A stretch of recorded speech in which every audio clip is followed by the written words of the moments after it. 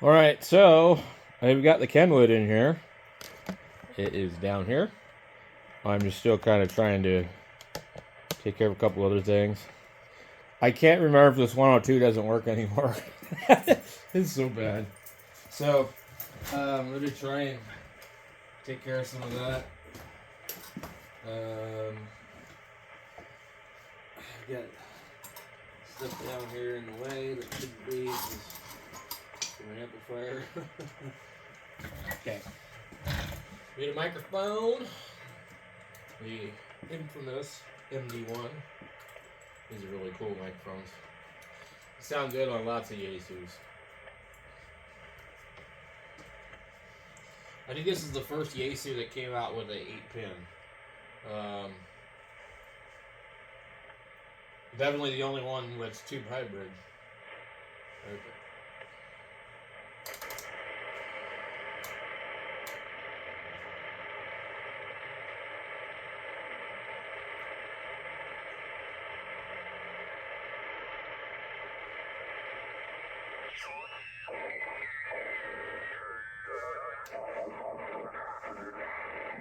We're looking at the store, I go over and get an ice cream cone.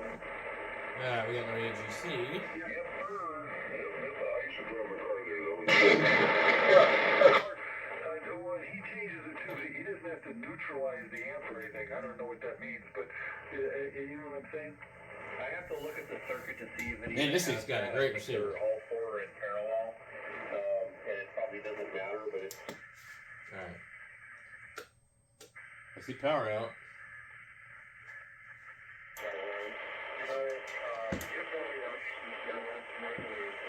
Hello. I see it's working. Hello, 1, 2, 3, 4. Thing up on 10 meters all the time. Well, then maybe that would be an issue. Okay. Hello, test 1, 2, 3, 4. Can you guys hear me? Yeah. Okay, I thought this radio didn't work last time I used it. Sounds fine. KG7HR. I'm on the 102. Oh, nice, man. Yeah, it sounds great. I don't know what radio was that quit working then, because there was one I was messing with and it quit working. I thought that was the solid state Yaesu. Yeah, I think it was. I don't even know what I did with that thing. The FT1. Yeah, you want to buy it? No. Yeah, you do. It would complete your Yaesu questology of owning every piece of Yaesu from like 70 on up, right? Pretty much. Well, let's see. You still got to get a couple of the 101 ZDs. But other than that, yeah, the 101 ZD and the FT1, and then maybe, like, I don't know if you've ever had a 990. No, I haven't. I had the 1000D, which I really liked. Yeah, that's still on my bucket list, the 1000D. Anyway, so that's cool. It's working. Cool. So what's going on tonight, guys? Pure quality. Oh, I doubled with you. Pure quality, man. 100% quality. Just hard to work on, though, huh? Yeah, they're a pain in the butt. You know, if you get a good one that's been aligned, you know, by somebody that knows what they're doing, you're good to go. They're very reliable. They do 200 watts plus. There's something about the feel of those old Yaesus. Man, that weighted knob, and they're absolutely stable. And the receive audio on that thing is just so mellow. I mean, you could just listen to it for hours. Yeah, I just turned on this one and I thought, man, I've been missing out. This sounds really good, or the band's real good. No, it's just the way the radio is. Yeah, those old Yaesus are just so mellow. We have a hail, lightning, and probably flooding. And the hail got really bad. Like, I was standing on the back porch and you couldn't walk forward because you were going to be hurting. We just got thunder and lightning, that's it. No rain, nothing. A little wind, just enough to blow some crap around outside, and that was it. They passed over. David, did you get a bunch of hail? No. Really, it was getting kind of scary big over here. Some people's cars got dented. Oh, I hate that. Yeah, so I went on the back porch and it was hitting the shop roof from behind and flying straight into my face. And it was like I took a few hits and I said, I think I'm going to go around to the front.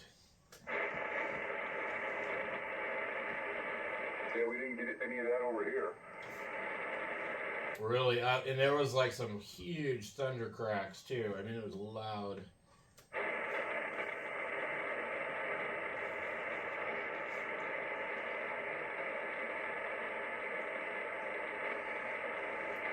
I think it's going to be like this all week, basically, for a couple of hours all week. Yeah, we got remnants of Hillary hitting us. Getting us. So that's ugly in two ways. I'll take the Lewinsky, please. Did you get that, Judd? Yeah.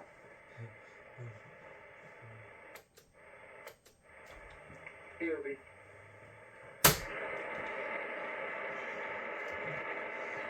Yeah, Hillary should be hitting the coast, I think, Saturday or something. Off of California, and we'll get remnants of it next week, yeah. There'll be classified documents flying all over the place. My radio's broken again.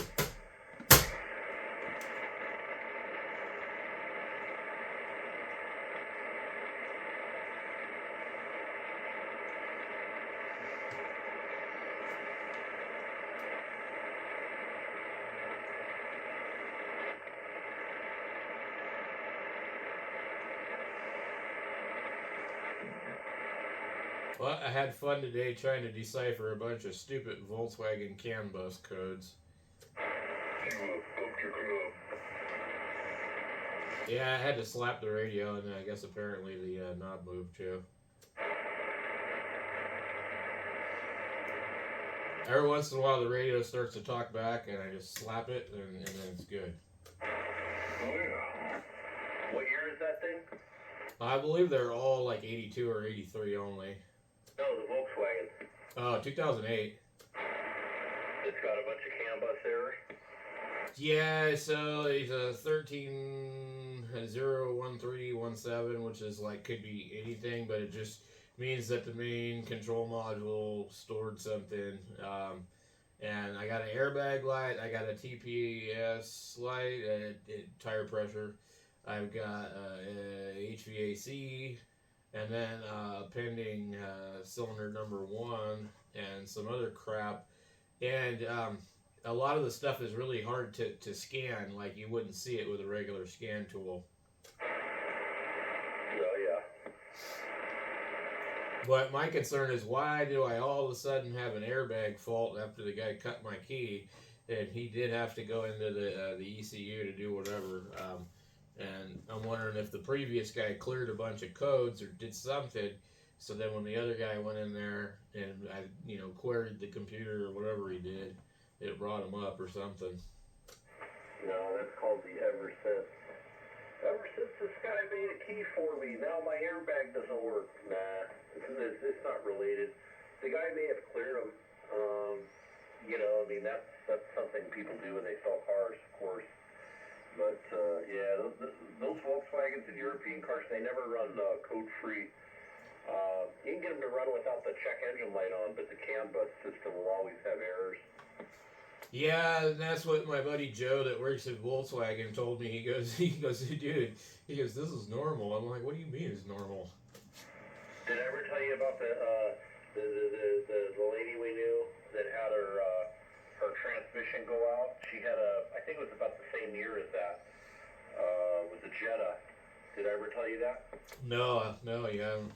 So she had her transmission go out. It was shifting and going in and out of the wrong gears and everything. So she took it to a shop down here. They told her it's the transmission. It's $6,000. He gave her a quote, and she didn't have it. So I said, well, let me look at it. So she dropped it off.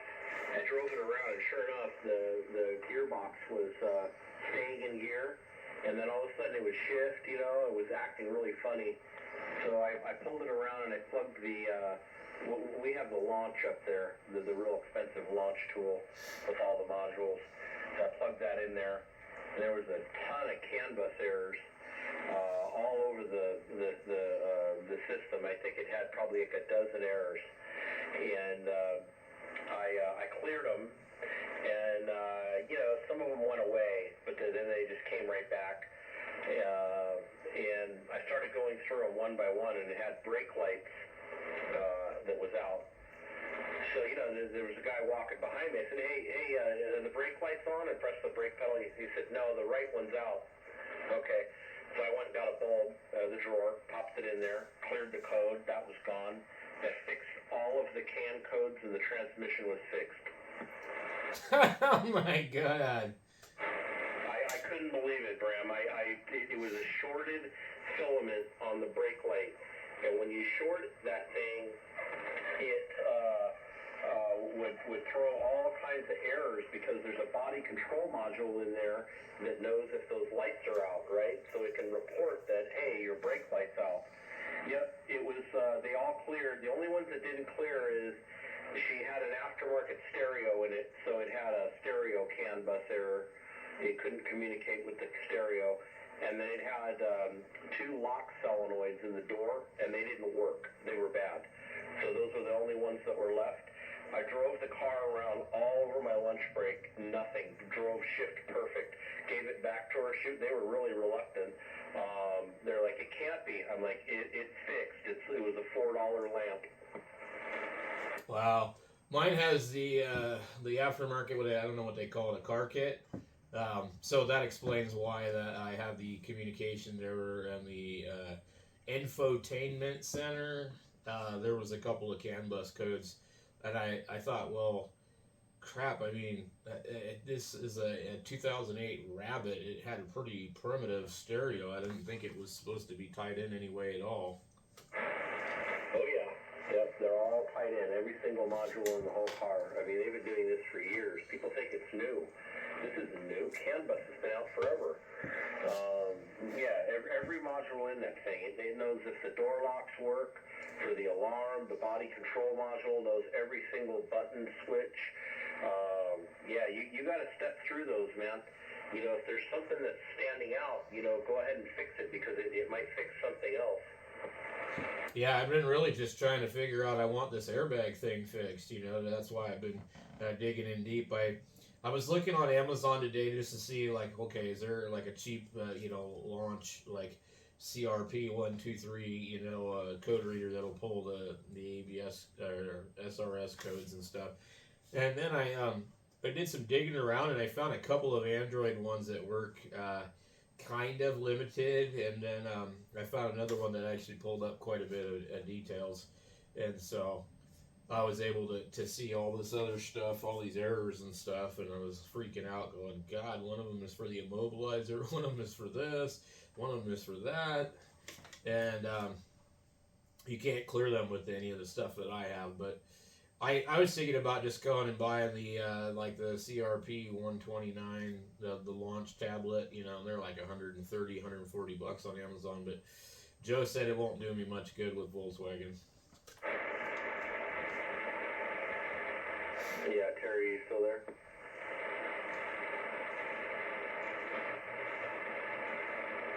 Nope, we lost Terry. How about you, David?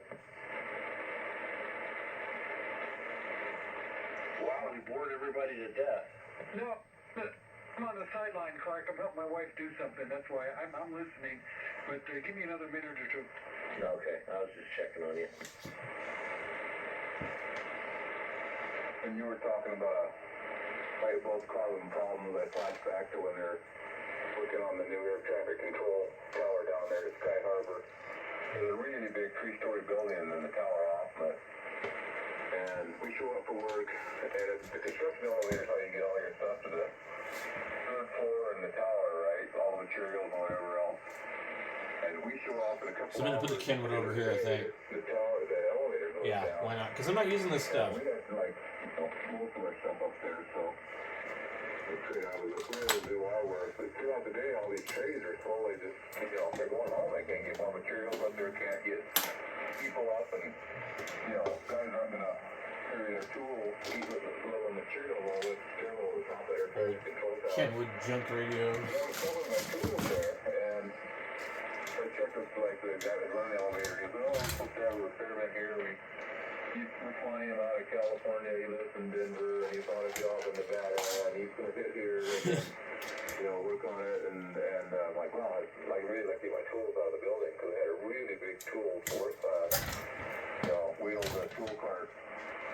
And the guy shows up, walks over the elevator, and there's a little tiny dome light, like a little 5-watt, bulb in the ceiling of this car that you wouldn't even notice it, and it was black. And it's just funny. They paid this guy thousands of dollars to come in, and he goes, yeah, someone told me that the bulb was out, and he wanted the money. So instead of saying just replace the bulb and see if it works, he flew in, reaches in his pocket, got the bulb, pulls it in, the car starts working. And, that was like I'm sure it was like a $5,000 to $10,000 bill for that. Yep. Why would he open his mouth?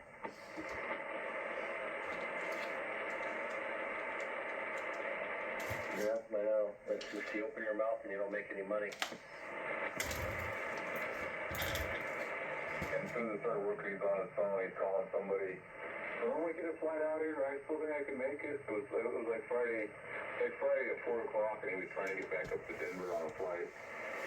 I'm sure he made it. I mean, when you got money and you pay whatever you want, because you're going to build a company, you can get it. Yeah, it doesn't matter.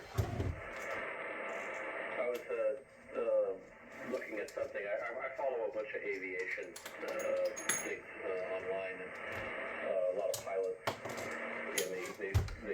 My friend's a pilot, and I follow a bunch of other ones that he follows, and he posts videos from the cockpit and whatever. But anyways, Southwest, I still gotta fix this thing. It's just off frequency, just a hair. There's gotta be like a service menu, I think. They rerouted a bunch of flights, and other airlines as well.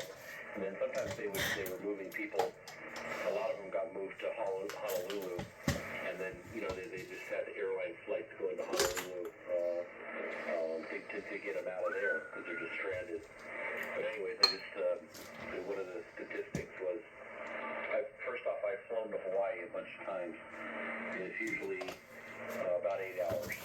It depends, but it's about 8 hours, and one of the flights I took was 9 hours. It's pretty typical.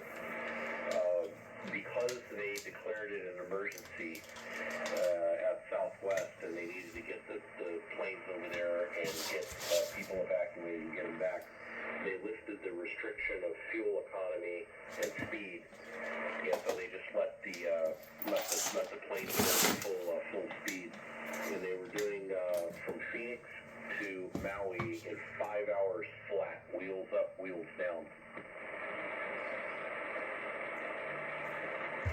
Big difference.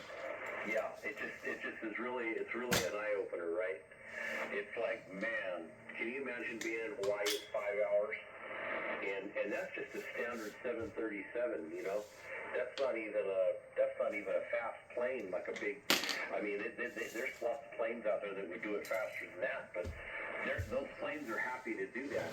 They were meant to run like that. You're not, it's just, man, you're approaching twice as fast. However, some of the increased speed was due to they were probably flying down there, I'm guessing probably almost empty. I don't know. That's a good question. I have to look up the Ranger. I could ask one of those guys or ask my friend. But my friend used to tell me stories. I don't know if you know Southwest, why they were successful. The reason why they exist today is they made a deal with the fuel company, the fuel supplier, as a fixed price.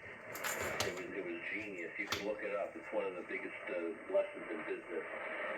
They went to the company and said, we're actually going to pay you more money for the fuel, but it's fixed price for 10 years. I think it was 10 years anyways. And the fuel company went for it. And so they had like an ironclad agreement, 10 years at this price.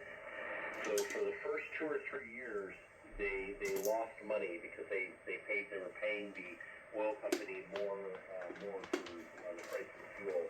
But then all of a sudden the tables turned and the price of the jet fuel quadrupled.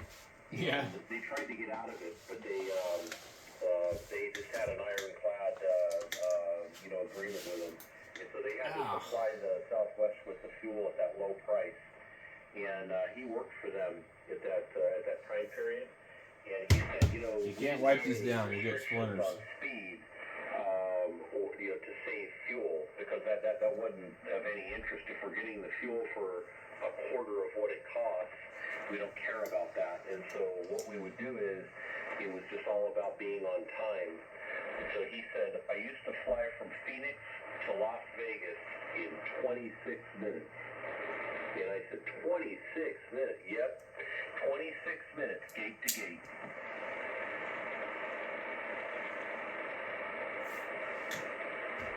Pretty fast. Straight up, straight down, you're there. Yeah, I've made that flight a few times, and it's so funny when you leave Phoenix on a Friday, everybody on the plane is just like, it's like a party, right? And then coming back Sunday night, it's like going to a funeral, and it's just seeing the difference on that, flying back and forth. Oh, yeah. I need to find a cord. Well, there he is. How you doing, man? You look good, man. How about you guys? He's all right. All right. We got John out here, Terry's maybe back, and David's here. He was helping his wife with a computer issue, and Bram is out there. Oh, very cool. Well, good evening, Bram. Good evening, John. And David and Terry, even though they're on standby.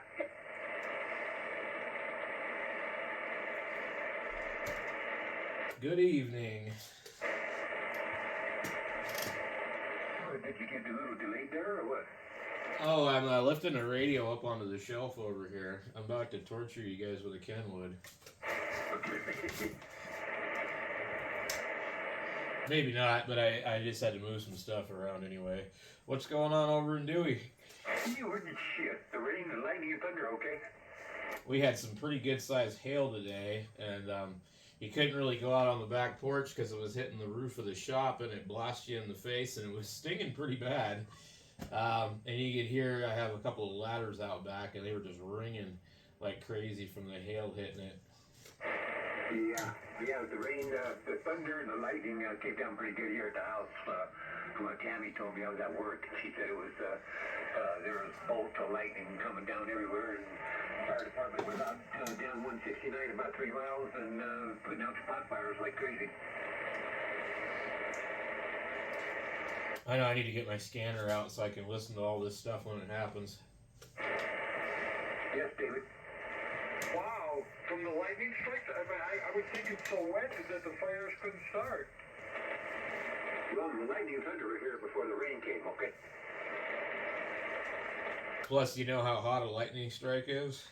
I can only imagine, a gazillion volts. Oh yeah, it just neutralizes all the moisture in the air around it.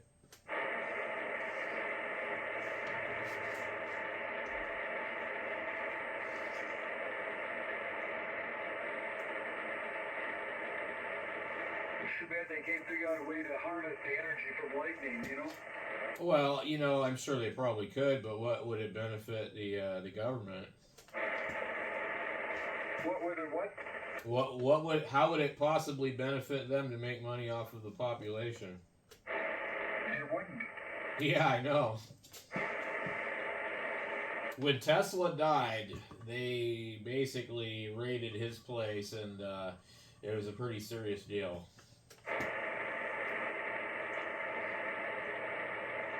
you hate it when your parents lie to you as a kid and the lie just sticks, and even though you know it's not true, you can't get it out of your mind? Well, Napoleon said this. He said that history is just lies agreed upon. And then after a while, people have been lying for so long, they think it's the truth. They forget that it's a lie. Well, the lie my parents told me, because I asked them why did lightning make noise, and they said it burns the air out, and that noise is the air slamming together. Oh, yeah, okay. I believe it was explained to me that it was a hot and a cold front hitting each other. Oh, the sound of lightning, though. Oh, for thunder. Okay, but lightning. Yeah, do you really actually hear the sound of the lightning? I've never really actually paid attention to that. Well, that's where the thunder comes from. Right, but the thunder happens a few seconds before or after, right? After, I think, the air's going to slam back together before you hear it. You blow the air out of the thing, and then it slams back together, and that's where the sound comes from. Yeah, well, when I was a kid, my parents told me it was a hot cloud and a cold cloud hitting each other. So I never really cared to investigate much further. I didn't study to be a weatherman. Well, that's definitely what creates the static charge. I guess my dad actually went to school to become a meteorologist, but instead he became a farmer in Washington State and was never successful. Really? Why not? How you been, buddy? Good to hear you. All right. Did you do everything good? Yeah, just all minor stuff, working on trails and messing around with an air, that's a blower on the aerator on my septic, trying to get it quiet. Not gonna happen.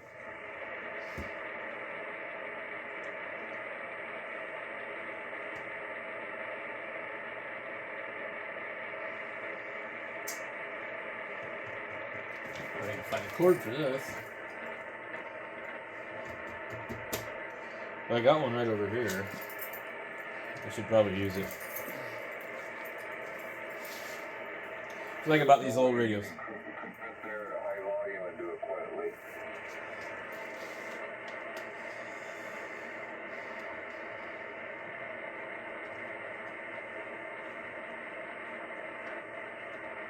Well, I got some kind of strange noise. I don't know where it's coming from.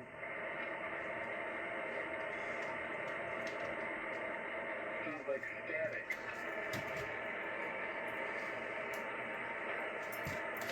Oh, that Poltergeist movie started. Really?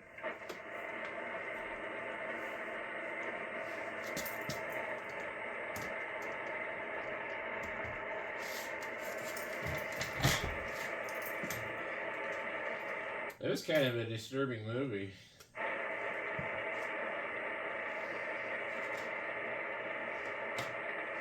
Because you were a young, impressionable teenager at the time. I think I was younger than that. I don't know, what year did the movie come out? I don't know. Well, I came out in 1976. In fact, I will actually be 47 years old tomorrow. Happy birthday. Well, thank you. I ordered myself some stuff on Amazon because nobody loves me. You gonna be 47, Brent? That's right. Congratulations. You know, and the funny thing is, I got on this keto diet, and I think I'm in better shape than I've been in my entire life.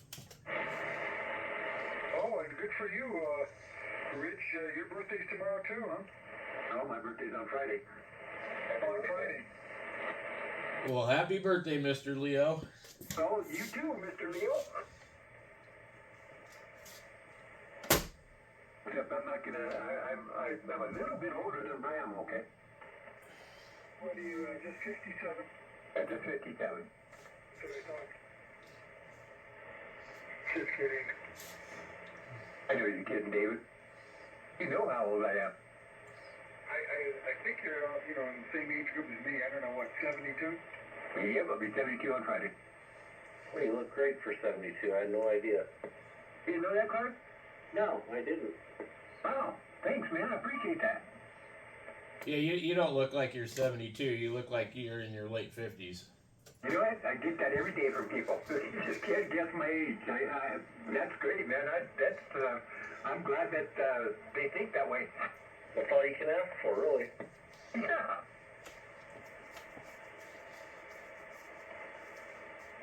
Yep, I'm trying to plan ahead and start, eating healthy and taking care of myself and getting my weight down and all that stuff so that I can be saying the same thing when I'm your age, hopefully.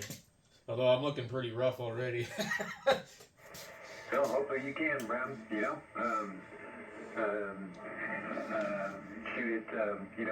I guess it's all in the genes. But I really think, though, keeping the weight down is really important. I think as we get older, that's a big deal because it's harder on your everything when you're overweight. Oh, I know. I was at like 205. I'm down to like 176 right now, and my target weight for my height's probably about 165. So I don't think I've been anywhere near this since I was like 17 or 18 years old. Well, you're doing really good then. The other thing is my back pain has subsided quite a bit. Although when I did go on that job, I noticed about 4 hours into it, my back wasn't feeling so great. But it's also I've got a blown disc somewhere too, so just kind of dealing with it. You're beautiful, Rob. Now begin. I guess I slapped the radio too hard. My relay keeps dropping in and out on this thing, and so what happens is I end up with like a diminished receive, and I slap the top of the radio, and the VFO just moves ever so slightly. So slap it on the side and then slap it the other way.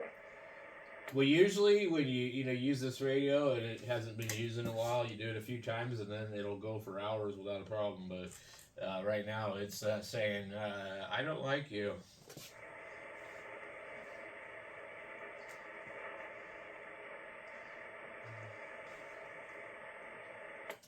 What's funny is I have a perfectly good Malcolmized FT102 I could be using instead, but I prefer to use the one that's difficult.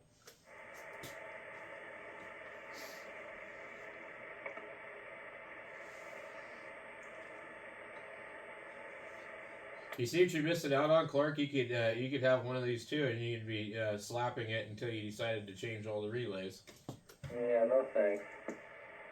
Well, they're really, really nice to listen to, and they do about 200 watts. And the shift in the width knob is really, really cool on these. There's a lot of similarities between this and the 1000D.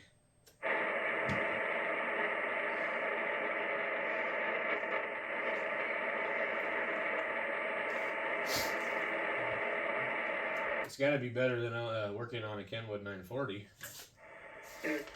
So, anyway, Bram, I heard you talk about the hail. You mentioned that to me before, and there was a lot of car damage. Was that on your street? Yeah, so in the area, I don't know, maybe it just kind of like, was a few blocks radius or something, where the epicenter of the storm was, maybe, because I think it was directly above us. I heard on the news tonight that they're closing another well in Prescott Valley. Did you hear about that because of the forever chemicals in it? Oh, man. No, I didn't. And this well that they're closing is in Quailwood. I didn't know that Quailwood's in Prescott Valley. Yes, sir. Oh, boy. So, what does that mean? All those people in Quailwood who are drinking that water, it's all screwed up? Is that what this means? All of these wells are connected together, and they go to the main place where they process the water. So we're all drinking it over here. And if all of these wells that are kind of in a circular pattern are contaminated, it means the ones in between them and the rest of the circle are going to be bad as well. Oh, we've got plenty of water. Let's build some more houses. They do not process the well water. They might inject chlorine into it, and that's it. Yeah, but the forever chemicals, they can't get them out, John. I guess if you drink it, you'll live forever. No, Oh, I mean, I don't think the immune system likes some of those chemicals. I don't know what they are, but when I read about them, it doesn't sound like it's a good thing. wasn't it like something for like aerospace coatings? They called it forever chemicals, and they gave it a, letter abbreviation like CFC, or I don't know what that means. Well, it's some serious bad news, especially, it's probably much worse than they're saying it is. And if they're going to shut these wells down, well, then where the hell are they going to get the water for all these people that are here? We really, they can't just keep building at the rate they're doing if the wells are drying up.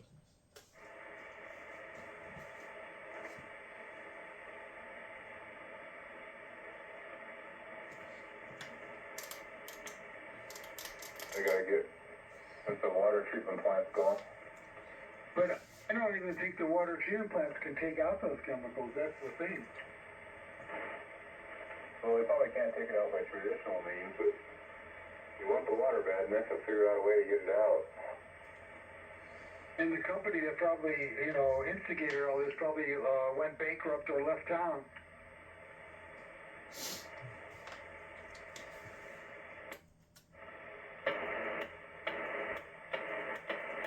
Yeah, I worked on some freshwater treatment plants for the treatment is not nearly as as expensive as you think it is. They chemicals to it to cause the stuff to congeal and sink to the bottom, and so you have the acetylene ponds, and then they pump that out and they add chlorine and it's in your system. It's amazingly how little processing they do to drinking water in general. Well, if the water is good to start with, you shouldn't have to do too much to it, Exactly. I mean, doesn't it make you mad that some fly-by-night company could come into Prescott Valley and pollute everything and then leave, and, there's nothing we can do about it? Well, like they always say, welcome to Arizona.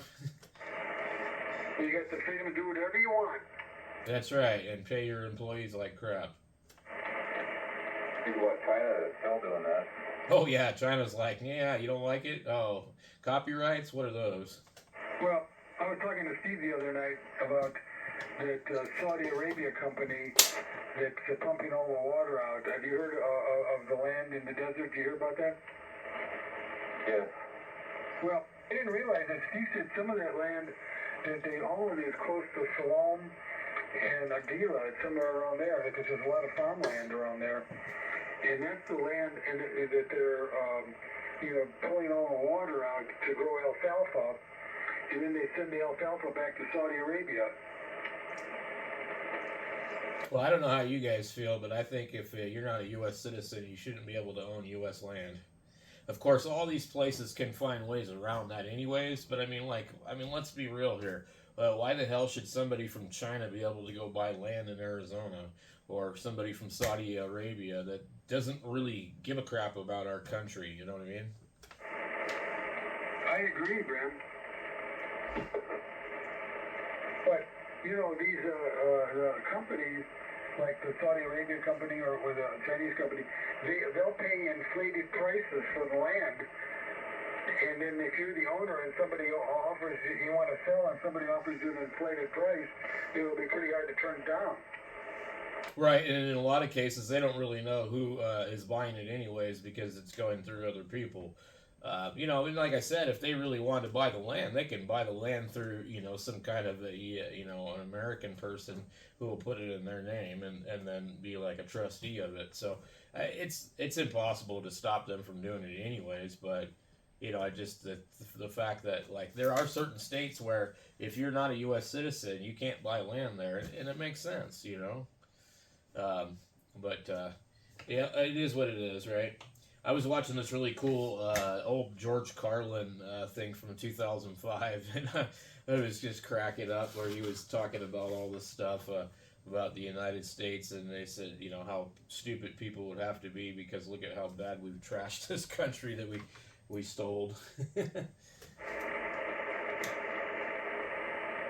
You know, the only thing about that alfalfa thing that's tipping people off is that the company, the Saudi Arabian company, if that was an American company doing that, it wouldn't even make the news. No, it wouldn't.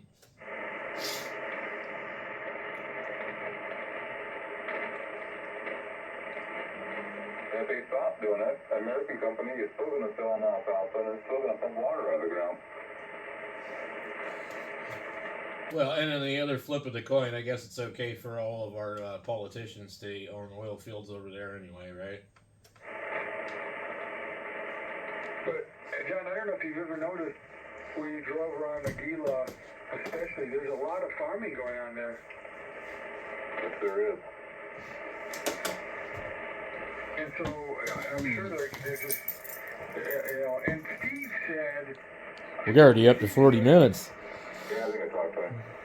he said that ever since they started draining the water for the alfalfa, that some of the people who live in Siloam, their wells have gone dry. Yep. Yeah, I've seen that on the news. Wouldn't that piss you off? It would. That's an expensive problem.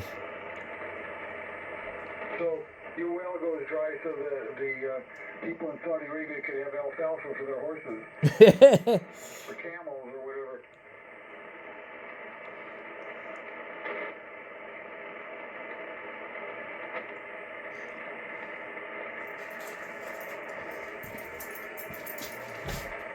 Well, like George Carlin was saying, it's a big giant club and you and I ain't in it. And those guys do whatever they want.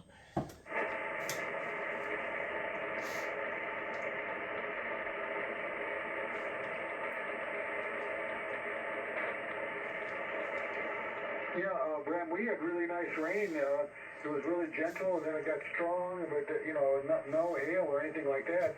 And I think our total today was 0.36, which is pretty good.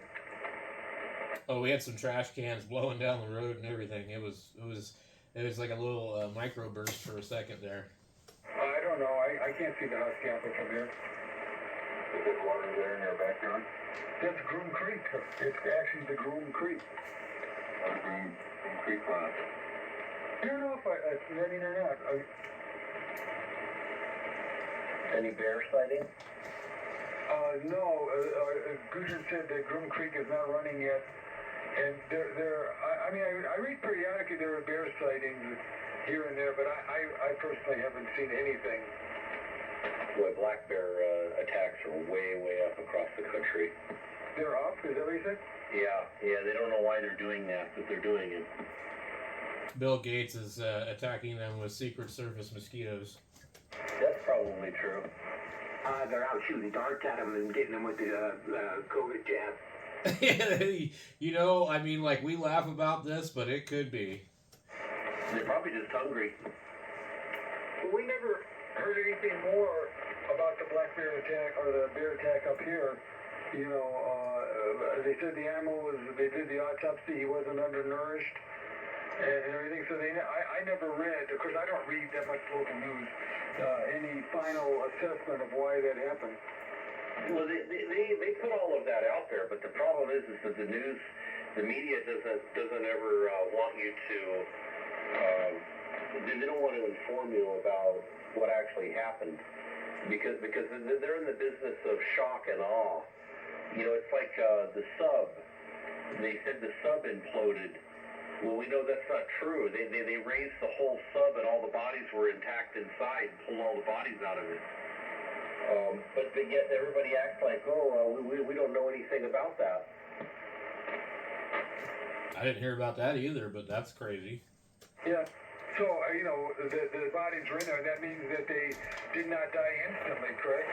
No, the sub did not implode because they pulled the bodies out. They pulled the entire thing out and all the debris all the way up and put it on a barge or on a ship and then on a barge and then on a dock. And they had all the bodies in a big tarp and with a crane and raised them and lowered them over there. So the whole thing was completely BS. It didn't implode. It had a leak, and if it did implode, it just, it was mild. There was no fire. Nobody was vaporized.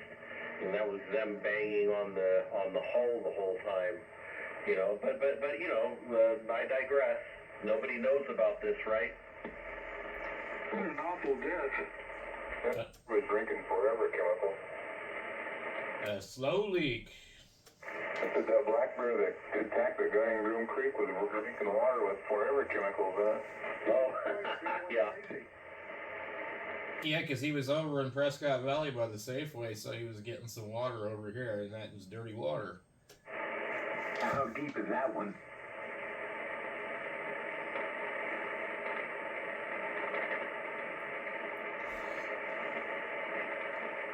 Graham, do you know how deep that well is? I don't know anything about the wells. David was the one that brought up the recent one. I don't know how deep any of them are. I think they're really deep, actually. I don't know how deep they are. I was talking about the well in Quailwood. That's the well that's contaminated, but I don't even know if that well provides all the water to the residents in Quailwood.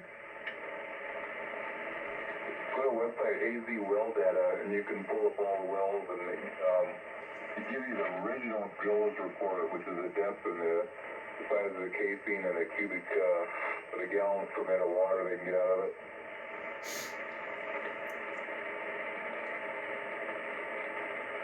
Hey, you guys, I'm out. I'm sitting here that time of night. Catch you later. Y'all have a good night. Hopefully we will. Yeah, catch you tomorrow. Have a good night, Rich. Before you go, are you on your amplifier or are you barefoot? No, I'm on the amp. Okay. Well, you're sounding real strong, so have a good night. Okay. Thank you. 7 o'clock, have a whiskey. We're out.